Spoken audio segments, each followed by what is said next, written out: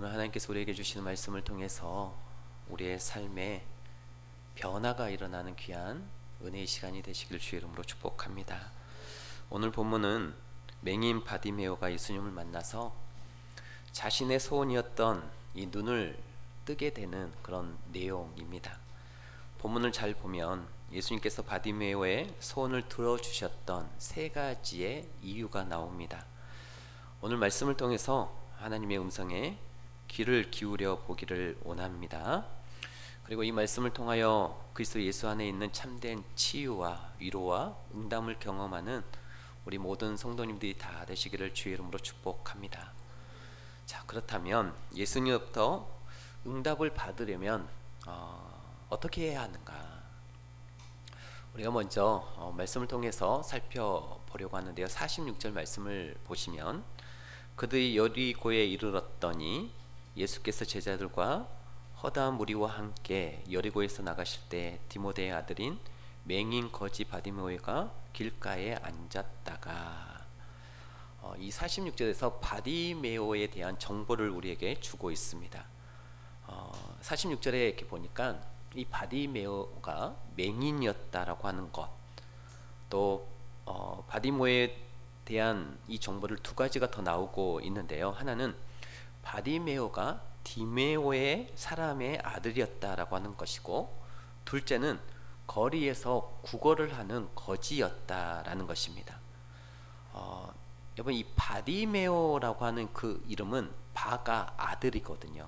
그러니까 이 바디메오의 뜻은 디메오의 아들이라고 하는 뜻입니다. 그러므로 이 디메오의 아들 바디메오라고 하는 이 구절을 통해 강조하는 것은 오늘 본문에 나오는 이 맹인이 디메오라고 하는 사람의 아들이라고 하는 것, 그리고 바디메오라고 하는 이름이 또 쓰여져 있는 걸로 봐서 이것을 강조하고 있는 것이죠. 이 사람은 누구의 아들이다? 디메오의 아들이라고 하는 것을 강조하여 오늘 나타나고 있습니다. 우리가 이 사무엘상 1장에 보면 사무엘의 아버지 엘가나를 이렇게 소개하죠. 엘가나라고 하는 사람이 있었으니 그는 여로함의 아들이요 엘류의 손자요 도우의 증손이요 숲의 현손이라. 성경에서 이렇게 사람을 소개할 때 누구의 아들이라고 소개할 때는 그 집안이 좋은 가문일 경우가 많다라는 것이죠.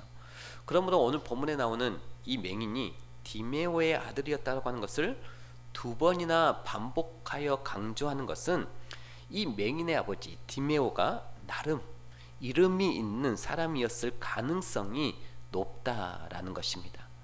최소한 이 바디메오라고 하는 이 맹인이 어린 시절부터 부모도 없이 거지로 자라지는 않았다라고 하는 것을 우리가 예상해 볼 수 있는 것이죠. 또한 바디메오가 처음부터 거지가 아니었고 정상적인 가정에서 태어났다라고 하는 것은 이 바디메오가 어린 시절에 적어도 해당해서 구약 성경을 배웠다라고 하는 것을 암시해 주고 있는 그런 내용인 것이죠. 여러분, 예수님 당시 유대인들에게도 일종의 의무 교육이라고 하는 게 있었습니다. 그래서 이 유대의 남자 아이들은 5살에서 9살까지는 초등 교육으로 토라라고 하는 이 모세오경을 배우고, 또 10살에서부터 12살까지는 중등 교육으로 미시나라고 하는 그런 구전율법을 배우게 되어지죠. 그 이후 13살에는 성인식을 했는데, 이때 학문의 소질이 있는 똑똑한 아이들만 탈무드를 공부하는 고등교육 과정으로 넘어가고, 그리고 14살 때부터 이 아이들은, 공부에 소질이 없는 아이들은 본격적으로 직업을 가지고 일하기 시작하였습니다. 이게 이스라엘의 교육법이었던 것이죠. 그런데 여기서 우리는 의문이 생깁니다. 앞을 못 보는 이 맹인이 점자도 없던 그 시절에 어떻게 교육을 받았을까? 여러분, 예수님 당시에는 성경 교육은 말씀을 보는 것이 아니라 듣는 것으로 교육을 했기에 얼마든지 맹인도 교육을 받을 수 있었습니다. 당시에는 책이 흔하지 않았던 것이죠. 당시 양피지에 적힌 이 두루마리 성경은 당시 이 성년의 1년치 봉급을 모아야 간신히 살 수 있을 만큼 이 성경 자체가 이 양피지에 쓰여진 성경 자체가 값이 굉장히 비쌌던 것이죠. 그래서 아주 부자가 아닌 이상 두루마리 성경은 마을 해당 안에만 있었던 것이죠. 더욱이 예수님 당시의 사람들은 바벨론의 포로로 끌려갔다가 페르시아 제국 때 고국으로 돌아온 귀한 민들이었기에 이미 히브리어를 잊어버리고 페르시아 제국의 공용어였던 이 아람어를 사용하고 있었습니다. 실제로 이 예수님과 제자들도 아람어를 사용했던 것이죠. 그래서 예수님 당시의 사람들이 말씀을 들으려면 해당에 가서 서기관이 읽고 통역해 주는 이 말씀을 들어야만 성경 말씀을, 구약 말씀을, 율법 말씀을 들을 수가 있었던 것이죠. 이 포로 귀한민을 모아놓고 히브리어 성경 본문을 읽고 백성들이 이해할 수 있는 아람어로 통역을 해준 최초의 서기관이 바로 학사 에스라였던 것이죠. 그리고 그 이후에 서기관 제도가 생기면서 서기관들을 통해서 하나님의 말씀을 이스라엘 백성들이 듣게 되었던 것입니다. 예수님 당시 이 서기관들은 이 두루마리 성경을 직접 필사하고 성경을 가장 권위 있게 해석할 수 있는 그런 사람으로 인정을 받아서 이 이스라엘 백성들에게 구약의 율법을, 모세오경을 이들에게 들려줬던 것이죠. 더욱이 당시에는 책과 필기 도구가 흔하지 않았기 때문에 당시 학생들이 공부할 수 있는 유일한 방법은 스승이 들려주는 말씀을 통해 암기하는 것뿐이었습니다. 그래서 예수님 시대의 랍비들은 맹인보다 못 듣는 사람이 훨씬 더 불행하다라고 가르쳤는데, 여러분, 이 맹인은 하나님의 말씀을 들을 수 있는 통로가 열려 있지만 이 기머거리 못 듣는 사람은 하나님의 말씀을 듣는 통로가 완전히 막혀 있다라고 생각했기 때문에 이 맹인보다 기머거리들이 더 불행하다라고 생각을 하였던 것이죠. 그러므로 이 디메오의 아들 이 바디모에가 정상적인 가정에서 태어났다면 비록 그가 맹인이었지만 최소한 중등 교육까지는 받았기에 구약 성경에 대해서 기본적으로 잘 알고 있는 사람이었다라고 하는 것을 우리가 알 수 있는 것이죠. 이 바디모에가 구약 성경을 아는 사람이었다는 사실이 여러분 왜 중요한가?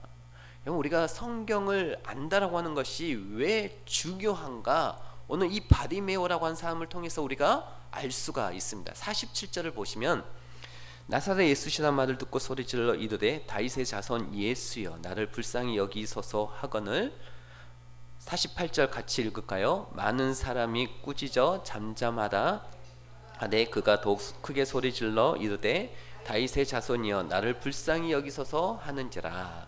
자, 바디모에가 예수님을 부를 때 다윗의 자손이여 라고 부르게 되어지죠. 여러분, 구약에서 다윗의 자손이여 라고 하는 다른 표현이 무엇인지 아십니까? 구약에서 다윗의 자손 그러면 메시아라고 하는 그런 의미인 것이죠. 지금 바디메오는 예수님을 구약 성경이 예언한 메시아로 이 예수님을 인식하고 있었습니다. 그래서 그렇게 부르고 있는 것이죠. 즉, 이 바디메오는 구약 성경을 알았다라는 것입니다.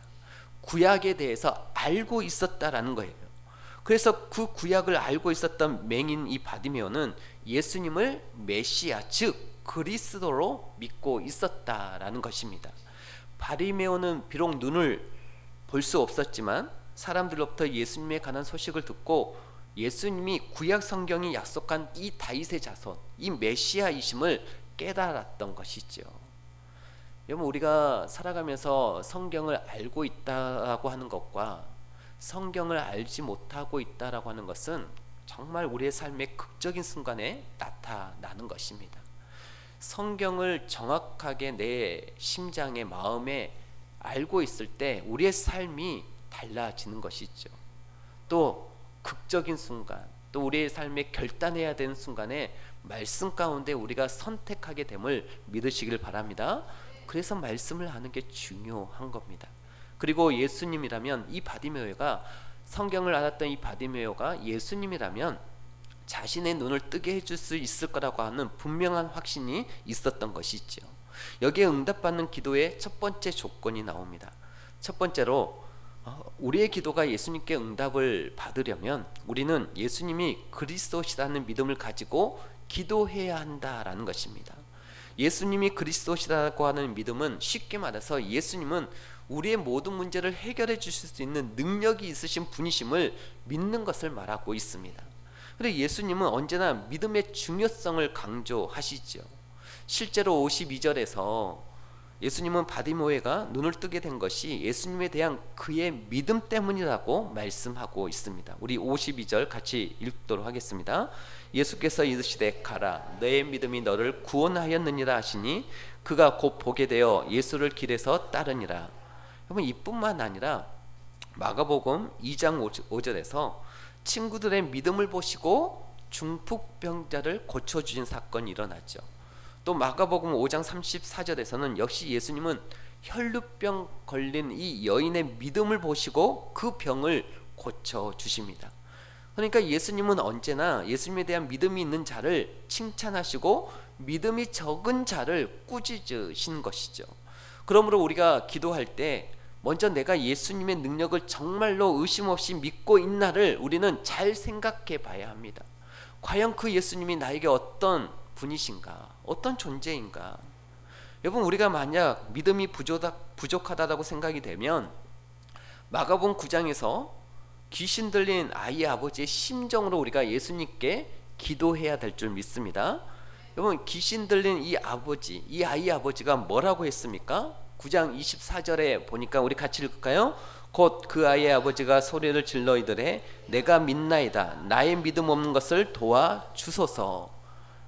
여러분 그러므로 우리가 예수님에 대한 믿음이 부족하다면 아직 나는 예수님에 대해서 잘 모르고 예수님에 대한 믿음이 없습니다 라고 그렇게 생각이 되어지신다면 먼저 주님 제가 믿음이 적은 것을 도와주소서 라고 기도해야 될 줄 믿습니다.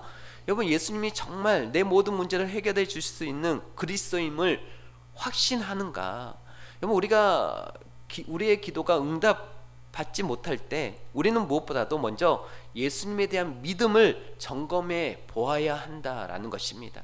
그러면서 예수님은 우리를 영적으로 구원해 주실 수 있을 뿐만 아니라 우리의 질병에 대한 문제, 정신적인 문제, 인간관계의 문제, 그리고 물질의 문제까지도 모두 해결해 주실 수 있는 구원자이십니다 라고 하는 데까지 나아가야 한다라는 것이죠.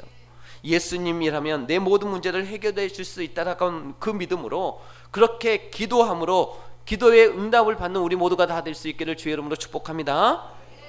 둘째로 우리의 기도가 응답받으려면 우리에겐 간절함을 가지고 기도해야 합니다. 바디메오는 예수님이 오신다라는 말을 듣고 다윗의 자손 예수여 나를 불쌍히 여기소서라고 소리를 외칩니다. 이때 예수님을 따르던 많은 사람들이 소리를 지르는 이 바디메오를 꾸짖으며 좀 조용히 하라라고 하죠. 오늘 본문 46절을 보면 예수님을 따르던 두 종류의 사람들이 있었습니다. 하나는 제자들이고 다른 하나는 허다한 무리입니다. 여러분 제자들과 허다한 무리의 공통점이 있다고 하면 모두 예수님을 따르는 사람들이었다라는 것이죠. 제자도 무리도 예수님을 따르고 함께 있었습니다. 그렇다면 이 둘의 차이점이 무엇입니까?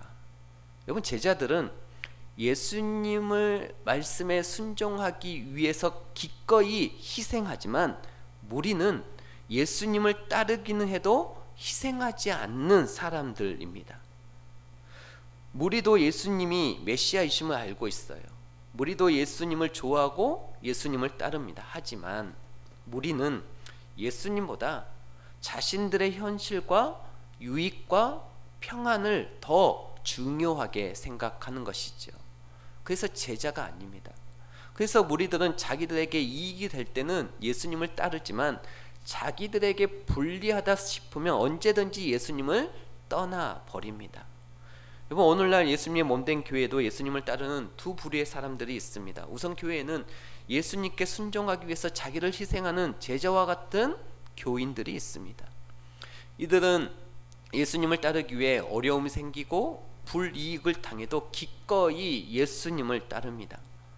물론 제자들이 결정적인 순간에 예수님을 배반하고 도망쳤던 것처럼 이들도 때로는 실수하기도 하고 넘어지기도 합니다. 하지만 결국에는 다시 돌아와서 예수님을 따라가는 제자의 삶을 살아가게 되죠. 반면 교회에는 희생을 거부하는 무리와 같은 사람들도 있습니다. 이들은 예수님이 구원자이심을 알고 있습니다. 이들은 예수님을 싫어하지 않습니다. 하지만 이들은 예수님께 순종하기 위해서 희생하고 싶어 하지는 않는다라는 것이죠. 그래서 예수님을 따르는 것이 나에게 손해가 된다 싶으면, 또 나의 삶에 불편하다 그렇게 여겨지면 그때는 예수님을 떠나고 교회를 떠나 버립니다. 오늘 본문 48절에 보면 맹인 바디메오가 예수님께 부르짖을 때 많은 사람들이 이 바디메오를 꾸짖습니다. 이 많은 사람이 바로 무리들입니다. 왜 무리들이 바디메오를 꾸짖었나? 무리들에게는 바디메오에 대한 긍휼도 없고 사랑도 없었기 때문입니다. 무리들은 이기적인 동기로 예수님을 따르는 사람들이죠. 자기들이 배부르고 자기들에게 유익이 있으니까 예수님을 따르긴 따랐습니다. 그래서 바디메오와 같은 사람이 시끄럽게 떠드는 것을 보고 참을 수가 없었던 것이죠. 반면 제자들은 어떠했나? 제자들은 예수님의 곁에서 예수님의 음성을 들었습니다. 49절에 보시면 예수께서 머물러 서서 그를 부르라 하시니 그들이 그 맹인을 부르며 이르되 안심하고 일어나라 그가 너를 부르신다 하매. 제자들은 예수님의 말씀에 귀를 기울였던 사람입니다. 그 기울여서 들었던 말씀을 가지고 순종하는 이들의 모습을 보게 되어지죠. 제자들은 바디메오를 부르라고 하시는 예수님의 음성을 들었습니다. 그리고 시끄럽게 떠들어대는 이 바디메오에게 가서 뭐라고 얘기하느냐면 이제 안심하십시오. 예수님이 부르십니다 라고 말을 해줍니다. 이와 같이 교회에는 제자와 같은 분들이 계십니다. 이런 분들은 예수님의 말씀에 순종하기 위해 기꺼이 자신의 손해를 감수합니다. 때로는 예수님을 따르는 것이 내 생각과 너무 달라서 그 음성에 순종하는 것이 힘들 때가 있습니다. 하지만 이런 분들은 자신들의 생각보다 먼저 예수님의 말씀을 듣고 그 말씀에 순종하려고 노력한다라는 것이죠. 그렇게 해보려고 한다라는 것입니다. 그렇게 자신을 예수님의 말씀대로 만들어 가는 사람들이다라는 것이죠. 그래서 비록 교회를 시끄럽게 하는 사람도, 내 마음에 들지 않는 사람도 예수님이 데려오라고 말씀하시면 기꺼이 가서 그 사람에게 안심하세요, 예수님이 부르십니다 라고 말을 해주는 것이죠. 그렇다면 여러분들은 나는 과연 어떤 종류의 사람이라고 생각하나? 교회에 열심히 다니지만 오직 내 욕심을 채우기 위해서 열심을 그렇게 예수님을 믿는다라고 따르기는 하지만 희생이 없이, 헌신이 없이, 섬김이 없이 그 무리와 같은 교인인가? 아니면 예수님의 말씀에 순종하기 위해서라면 내 생각, 내 욕심을 내려놓고 기꺼이 희생할 준비가 되어 있는 제자와 같은 교인인가? 물론 자기만을 위하던 무리들이 예수님이 부활하신 후에 성령을 받고 예수님의 제자로 변하게 되어지기도 합니다. 그러므로 지금 내 삶에 내가 무리와 같은 교인이라고 너무 낙심하지 마시기를 바라고, 또 무리와 같은 교인도 성령만 받으면 예수님을 증거하는, 예수님을 따르게 되어지고 예수님의 말씀에 순종하는 제자로 변할 수 있다라고 하는 그 마음을 가지시고 정말 예수님의 제자 되기 위한 마음을 그렇게 가지는 우리 모두가 되시기를 주의 이름으로 축복합니다. 우리 모두가 성령을 받아 예수님의 말씀에 기꺼이 순종하는 제자가 될 수 있기를 바랍니다. 그렇다면 우리가 기도할 때 간절함이 중요한 이유가 뭘까? 여러분, 간절함은 우리가 예수님께 나아가는 것을 방해하는 모든 환경을 극복할 수 있는 힘을 줍니다. 이 간절함이라고 하는 것은 나에게 주어지는 이 환경, 할 수 없을 것 같은, 무리라고 생각하는 그런 모든 장애물과 환경을 이길 수 있는 힘을 주시는 게 간절함인 것이죠. 우리가 예수님께 나아가려고 할 때는 마귀가 절대로 우리를 가만두지 않습니다. 오늘 본문처럼 다른 사람을 통해 방해를 하기도 하고, 또 때로는 사랑하는 가족을 통해서 방해를 받기도 하고, 때로는 몸을 아프게 하기도 하고, 때로는 회사의 일들로 방해를 받기도 합니다. 만약 바디메오가 많은 사람들이 꾸짖는다라고 해서 기가 죽어서 예수님께 소리치는 것을 그만두었다면 예수님은 바디메오의 소리를 듣지 못하였을 것입니다. 여러분, 이 바디메오가 한 번 소리친 거 아니에요?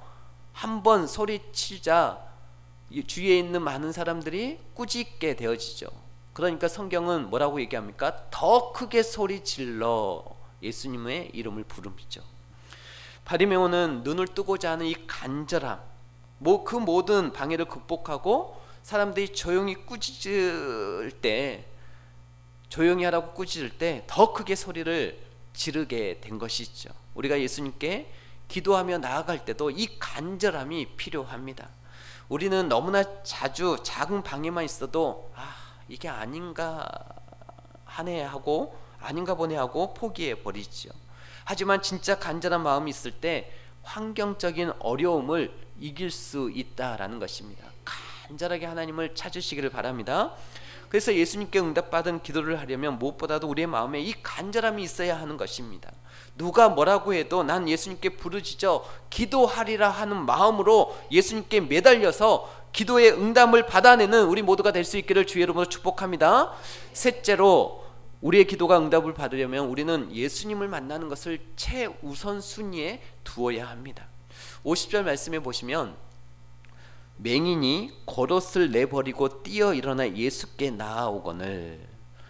이 맹인 바디메오는 예수님이 부르신다고 하자 어떻게 행동을 취합니까? 겉옷을 내버리고 뛰어 일어나서 예수님께로 달려갑니다. 겉옷 하나 벗어놓고 가는 것이 뭐 그리 대단한가 생각할지 모르겠습니다. 하지만 예수님 이 당시의 사람들에게 이 겉옷은 너무나 소중하고 특별한 것이었습니다. 집에 불이 나거나 홍수가 났을 때 사람들은 가장 중요한 폐물 같은 것을 챙겨 가지고 나오려고 하죠. 그렇죠? 그런데 마태복음 24장 18절에 보면 예수님은 밭에서 일하는 자들에게 마지막 심판의 날에 겉옷을 가지러 집으로 들어가지 말라라고 말씀하십니다. 우리 한번 같이 읽어볼까요? 밭에 있는 자는 겉옷을 가지러 뒤로 돌이키지 말지어다. 자, 무슨 말입니까? 예수님 당시 사람들에게는 심판과 같이, 이게 종말의 때 예수님께서 하신 말씀이거든요. 심판의 때 심판과 같이 급박한 상황에서 집에 들어가서 챙겨 나오는 가장 중요한 물건이 바로 겉옷이었을 만큼 이 이스라엘 백성들이 그 당시 이 이스라엘 백성들에게 이 겉옷이 그들에게는 굉장히 중요한 물건이었다라는 것입니다. 당시에는 지금과는 달리 모든 물품이 굉장히 부족했던 시절이죠. 그래서 당시의 사람들은 대부분 이 겉옷이라고 하는 것이, 우리는 많이 있지만 그 당시에 이 사람들에게는 겉옷이 한 벌밖에 없었습니다. 당시에는 가난한 사람들이 최후의 수단으로 겉옷을 저당 잡혀서 돈을 빌릴 수 있는 수단이 겉옷이었던 것이죠. 그래서 이 겉옷 자체가 그 당시의 사람들에게는 비싼 고가품이었기 때문에 바로 이 겉옷이 굉장히 그들에게는 소중했고, 그뿐만 아니라 이 겉옷의 네 기퉁이에 달린 술이 굉장히 또 중요한데, 민수기 15장에 보면 하나님께서 이스라엘 자손의 겉옷 기퉁이에 술에 붙여서 이스라엘 사람들이 하나님의 계명을 적는 하나님의 백성임을 나타내게 하셨습니다. 근데 그 겉옷의 네기에 달린 이 술의 매듭은 사람마다 모두 달랐어요. 그래서 이 술의 매듭을 진흙 토판에 찍어서 자국을 남긴 후 돈과 양식을 빌릴 수 있었던 게 이 겉옷에 달린 숫이었던 것이죠. 그만큼 이 겉옷은 그 당시의 사람들에게 굉장히 중요했고 또 귀중한 재산이었고 소중한, 그들에게 필요한 그런 가장 소중한 물품이었던 것이죠. 그리고 요즘으로 치면 이 겉옷의 이 매듭이 인감 도장 같은 그런 역할을 했다라고 얘기를 하고 있습니다. 그리고 이 겉옷은 단순한 옷뿐만 아니라 이불로도 사용되었던 것이죠. 실제로 당시에는 이 보릿고개를 넘기기 위해 겉옷을 저당 잡혀서 목숨을 연명하는 사람들이 많았습니다. 하나님은 이 율법을 통해서 그래서 겉옷을 저당 잡혔을 때라도 해가 지기 전에는 반드시 돌려주라고 할 만큼 겉옷을 저당 잡힌 사람이 입을 역할을 하는 이 겉옷이 없으면 추위로 인하여서 죽을 수도 있었기 때문에 그렇게까지 명령을 하고 있다라는 것이죠. 그래서 이 보통 사람들에게도 이 겉옷이 이토록 중요했다면 길에서 구걸을 하는 이 거지인 바디메오에게 이 겉옷이야말로 바디메오에게 가장 소중한 것이었음을 우리가 충분히 짐작할 수 있는 내용인 것이죠. 마가복음의 이 저자가 그냥 바디메오가 예수님께 뛰어갔다라고 기록하지 않고 구태여 겉옷을 버려두고 예수님께 뛰어 일어나 나왔다라고 기록한 것은 그만큼 이 겉옷을 버리는 바디메오의 행동이 특별한 것이었기 때문이었습니다. 왜 바디메오가 그토록 소중한 겉옷을 버리고 예수님께 나아갔을까? 이 마가복음의 저자는 그것에 주목을 한 것이죠. 그 겉옷이 얼마나 소중한 겉옷이었음에도 불구하고 이 바디메오가 겉옷을 버리고 예수님께 뛰어갔을까? 그러면 겉옷이 소중하지 않았기 때문일까요? 그렇지 않았을 것입니다. 겉옷은 거지 바디메오에게 그 무엇보다도 소중한 것이었습니다. 하지만 바디메오는 예수님을 만나는 것이 겉옷보다 훨씬 더 중요함을 알고 있었던 것이죠. 그래서 예수님이 부르실 때 과감히 그 소중한 겉옷을 뒤로하고 예수님께 달려간 것입니다. 우리도 삶 가운데 바디메오의 겉옷처럼 소중한 것이 있습니다. 우리가 가장 소중하게 생각하는 것이 무엇인지 한번 생각해 보시기를 바랍니다. 우리가 겉옷을 벗고 예수님께 달려간 바디메오처럼 우리의 가장 소중한 것을 뒤로하고 예수님을 만나기 위해 달려갈 수 있을까? 예수님을 만나는 일이 그토록 소중하게 우리는 생각하고 있을까? 어쩌면 우리가 예수님께 응답을 받지 못하는 가장 큰 이유는 우리가 우리의 소중한 것을 버리고 예수님께 나아가지 못하기 때문일지로 모릅니다. 그래서 자신에게 가장 소중한 것을 뒤로하며 예수님을 만나기 위해 달려온 이 바디메오를 보시며 예수님이 뭐라고 하시는가 한번 보겠는데 51절에 한번 보시면은 예수께서 말씀하여 이르시되 내게 무엇을 하여 주기를 원하느냐. 예수님께서 그 마음을 다 아신 것이죠. 겉옷을 벗어버리고 달려오는 이 바디메오의 모습, 그 마음을 예수님이 아신 것입니다. 그래서 무엇을 하여 주기를 원하느냐. 맹인이 이르되 선생님이여 보기를 원하나이다. 우리 52절 같이 읽겠습니다. 예수께서 이르시되 가라 내 믿음이 너를 구원하였느니라 하시니 그가 곧 보게 되어 예수를 길에서 따르니라.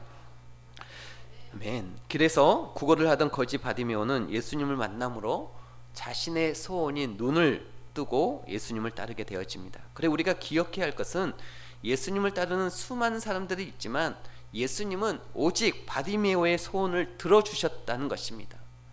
이번 말씀을 정리하겠습니다. 예수님이 바디메오의 소원에 주목하신 이유가 무엇일까요? 또 우리가 어떻게 해야 예수님의 응답을 받는 기도를 할 수 있을까요?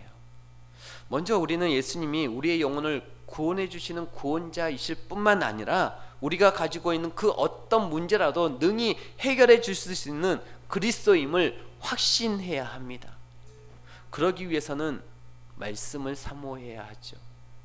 바디메오처럼 말씀이 우리 안에 심어져야 하는 것입니다. 그래야 예수가 그리스도임을 확신하게 되어집니다. 우리 한국 교회의 그리스도인들의 가장 큰 문제가 무엇이다라고 진단을 하는가 하면 말씀의 부재입니다. 오랫동안 교회를 다녀도 성경 일독한 그리스도인이 많지 않다라고 하죠. 오랫동안 교회를 다녀도 말씀에 대해서 무지함을 많은 학자들이 또 영성가들이 그것을 지적하고 있습니다. 그래서 우리가 이 말씀을 사모해야 합니다. 바디메오가 예수님을 메시아로 알 수 있었던 것은 어렸을 때부터 신앙 교육을 받았기 때문이며 그 믿음이 예수님을 하나님으로 알 수 있었다는 것입니다.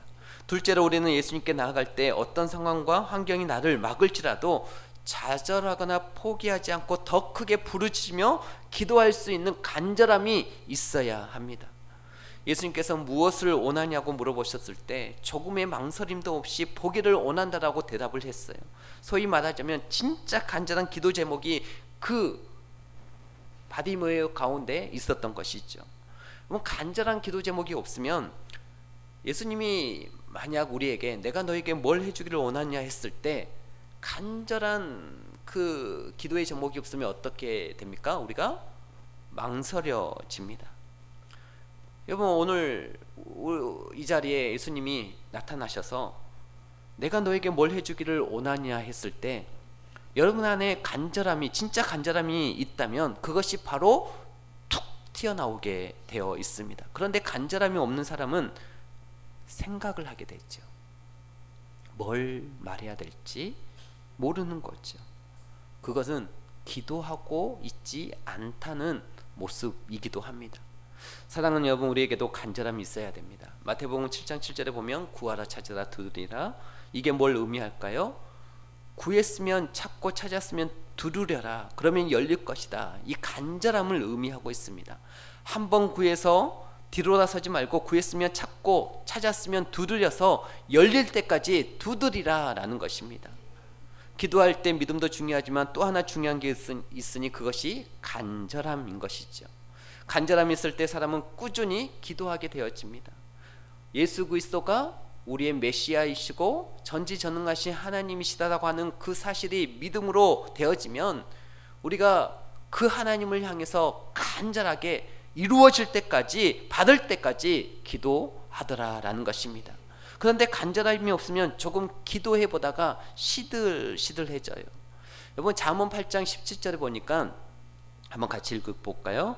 나를 간절히 찾는 자가 나를 만날 것이니라, 이렇게 말씀하셨습니다. 간절함이 중요해요. 그래서 저와 여러분도 바리메오처럼 간절히 기도하셔서 그 간절한 기도에 응답하시는 하나님을 만날 수 있기를 주의 이름으로 축복합니다. 셋째로, 예수님을 만나기 위해서라면 내 가장 소중한 것이라 할지라도 뒤로 하고 예수님께 나아갈 만큼 예수님을 우리 인생의 최우선순위에 두어야 한다라는 것입니다. 이처럼 우리 모두가 바디메오와 같은 이 믿음과 간절함과 우선순위를 가지고 기도함으로 내 믿음이 너를 구원하였느니라 라고 하는 예수님의 응답을 받는 우리 모두가 될 수 있기를 주의 이름으로 축복합니다. 그리고 끝으로 중요한 것은 바리메오가 눈을 떠서 앞을 보게 된 것도 큰 기쁨이고 소망이지만 사실 바리메오에게 더 큰 기쁨과 진정한 소망과 복은 두 가지가 더 있습니다. 여러분, 눈을 떠서 본 것보다도 우리가 봤을 때 더 큰 기쁨과 은혜와 소망은 그가 예수님을 메시아로 알고 있었다라는 것이죠. 그 시대 사람들이 예수님을 따라다닐 때 예수님을 다 메시아로 알고 있었던 게 아니에요. 여러분, 교회를 다닌다라고 해서 구원의 확신을 가지고 다니는 사람 다 그렇게 구원의 확신을 가지고 다니는 사람이 있는 건 아니죠. 천국이 있고 지옥이 있다라고 하는 그 사실을 믿고 다니는 사람이 다 있는 게 아닙니다. 그가 예수님을 메시아로 알고 있었다라고 하는 것이 큰 소망이고, 두 번째는 눈을 뜬 후에 집으로 간 게 아니라 예수님을 따라갔다라는 것입니다. 오늘 본문 52절 말씀을 보고 말씀을 마치겠습니다. 52절에 보시면 같이 읽겠습니다. 예수님께서 이르시되 가라, 내 믿음이 너를 구원하였느니라 하시니 그가 곧 보게 되어 예수를 길에서 따르니라. 곧 보게 되어 예수를 길에서 따르니라. 이 따르다라고 하는 말이 헬라어로 아폴로세우라고 하는 단어를 씁니다. 근데 이 아폴로세우라는 단어의 뜻은 추종하다, 제자가 되다라고 하는 뜻이에요. 여기서 따라갔다라고 하는 것은 몇 번 따라갔다라고 하는 것이 아니라 예수님을 추종했다, 예수님의 제자가 됐다, 그런 의미인 것이죠. 그래서 실제 1세기 교회사 기록을 보면 바리메오의 이름이 기록이 되어 있습니다. 외경에 보면 바리메오는 예수님께서 주신 은혜와 응답 때문에 예수님과 더 가까워졌고 예수님을 따랐던 사람입니다. 이것이 눈을 뜨게 된 것보다 더 큰 은혜이고 소망인 것이죠. 왜냐하면 오늘날 성도들이 하나님께 기도해서 응답을 받으면 그 응답 때문에 하나님과 도리어 더 멀어지는 경우들이 허다합니다. 그런데 바리메오는 반대죠. 예수님의 은혜를 주시고 응답을 주시니까 그 응답 때문에 예수님과 더 가까워졌어요. 저는 저와 여러분들에게 이 역사가 있기를 주의 이름으로 축복합니다. 여러분, 응답만 받으면 뭐예요? 응답을 받아서 바디메오처럼 그 받은 응답 때문에 주님과 더 가까워지는 게 진짜 복인 것이죠. 진짜 큰 소망인 것이죠. 그래서 저와 여러분이 이 말씀을 마음에 새기고 하나님께 기도할 때 하나님께서 저에게 은혜를 주시고 응답을 주실수록 그것 때문에 제가 주님과 더 가까워지고 그 응답 때문에 제가 주님께 더 귀하게 쓰임받는 인생이 될 수 있게 도와주십시오. 그렇게 기도하시기를 바랍니다. 우리가 몸이 아플 때 하나님께서 건강을 주시잖아요. 그러면 그 좋아진 건강 때문에 더 하나님과 멀어진 사람들이 얼마나 많은지 몰라요. 정말 우리가 하나님께서 우리 가운데 주신 은혜를 늘 마음속에 새기고 받은 은혜를 하나님께 어떻게 나아가야 할지, 하나님을 어떻게 더 기쁘시게 하는 삶을 살아가야 할지, 그런 마음을 품고 살아갈 때 하나님과 더 가까워지게 됨을 믿으시고, 그런 우리 모두가 다 될 수 있기를 주의 이름으로 축복합니다.